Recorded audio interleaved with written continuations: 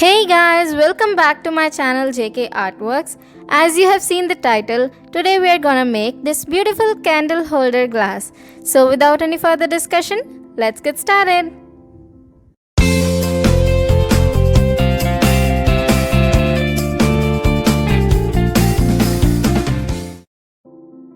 For this, of course, we'll need a glass and we'll need Fevicryl glass colors. You can buy them from any art store or I have also given the link in description.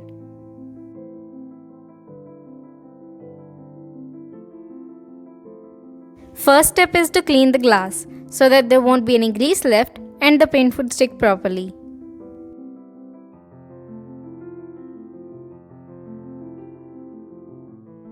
For the second step, we need to design the pattern we want on our glass.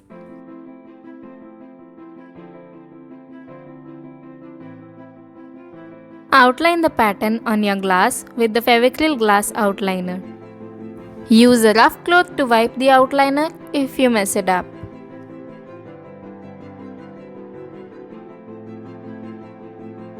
Wait until the glass is dried and now you can start painting it.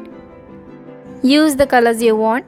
I'm using all the colors given in this set. You can use any colors of your choice.